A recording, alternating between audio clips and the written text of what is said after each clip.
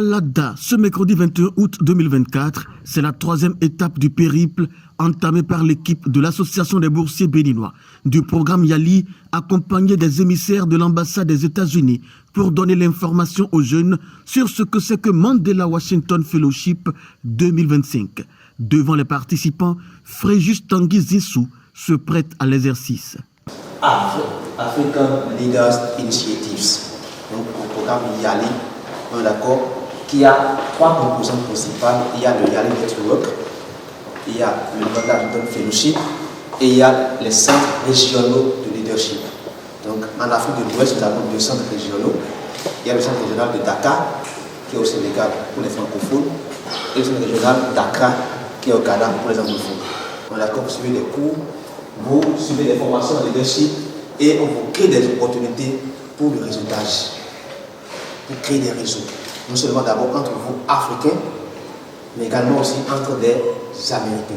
C'est un moment exaltant pour ces jeunes, accompagnés pour certains de leurs parents, de connaître davantage cette grande opportunité de bourse de voyage vers les États-Unis, baptisée Mandela Washington Fellowship 2025. Avec le rôle de modération de Karine Mourin-Olafalolu, tous les points d'ombre des jeunes ont été élucidés sur cette bourse qui est offerte à 700 jeunes africains chaque année. C'était l'occasion, une fois de plus, pour les émissaires de l'ambassade des États-Unis, Sabi Gbensa Oruzime et Angèle Tantoukouté, de présenter respectivement le processus de candidature pour les études aux États-Unis, puis les ressources du Centre américain de Cotonou. Vos études pour la licence, par exemple, qu'est-ce qu'il y a comme exigence? Premièrement, il faut avoir le baccalauréat, il faut avoir obtenu votre bac ici au Bénin. Et si vous avez de très bonnes notes au bac et aussi dans les classes antérieures, seconde, première, terminale, ça fait un atout.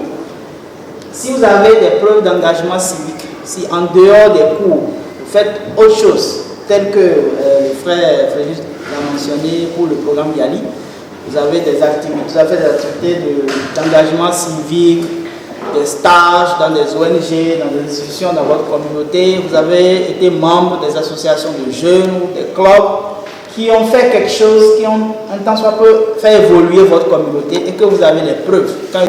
Speaking. Good. Donc ça, je vois un livre. The guy in white? Yes. Yeah. Donc, pour dire oui, je peux parler couramment anglais, il faut travailler sur le listening. Pouvoir entendre quand quelqu'un vous parle. Il faut travailler sur le writing. Pouvoir écrire des messages. Ou bien, oui, quand on parle une langue, on peut l'écrire également. Oui, il faut travailler sur votre reading. Vous devez pouvoir lire. Quand vous écrivez aussi, il faut pouvoir lire avant de répondre.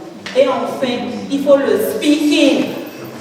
Les parents d'élèves, les potentiels candidats à cette bourse et même l'équipe d'encadrement sont tous satisfaits de cette session d'orientation.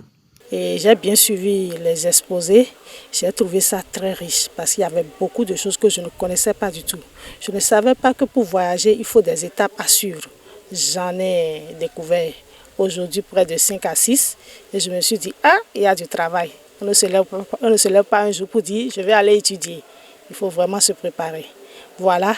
Et aussi à travers les exposés, j'ai compris qu'il y a des opportunités qui s'offrent à nos jeunes, mais que nous ignorons. Nous ignorons vraiment cela.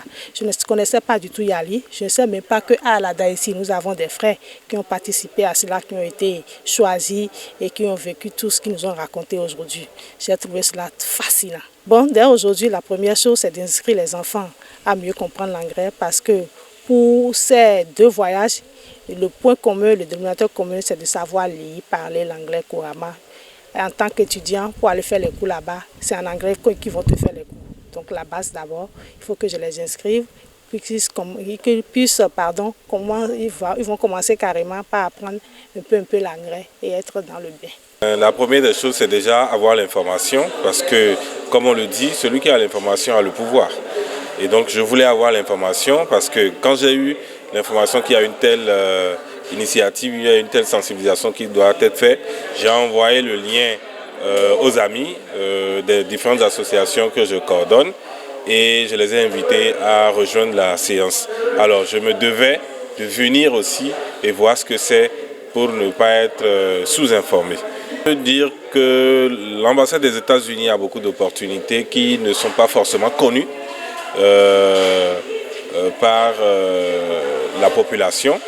Et surtout à Alada où nous sommes, les gens n'ont pas forcément, même moi-même je n'ai pas vraiment d'informations. Je sais qu'il y a des opportunités, mais qu'est-ce que c'est réellement, quelles sont les modalités, quelles sont les facilités qu'offre l'ambassade, on ne savait pas. Mais aujourd'hui on sait, grâce à ce travail du programme Yali, on sait qu'il y a d'autres opportunités que les jeunes d'Alada peuvent bénéficier. Il s'agit en fait effectivement de la bourse Mandela Washington Fellowship qui est l'une des opportunités que offre le programme Yali. Donc c'est une bourse au cours de laquelle au fait, des jeunes leaders africains sont sélectionnés et puis envoyés aux États-Unis pour faire des formations pratiques dans leur domaine d'activité ici au Bénin. Dans le but au fait, de mieux les outiller à continuer les œuvres merveilleuses, les nobles œuvres qu'ils faisaient déjà dans leur communauté. Cette 3 journées ici à Alada, on est venu ici à Alada aujourd'hui, donc comme vous avez déjà vu, la mobilisation vraiment effective des jeunes et aussi l'enthousiasme qui les animait, les questions qu'ils ont posées pour mieux comprendre davantage encore de quoi il s'agit.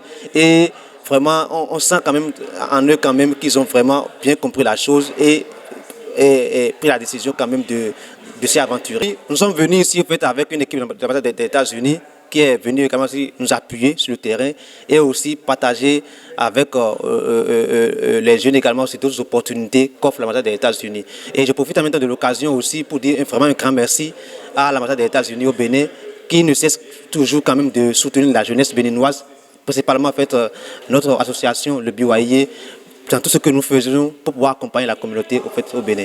La prochaine destination de cette tournée, ce jeudi 22 août 2024, est à Vrancou, à 44 km de Cotonou.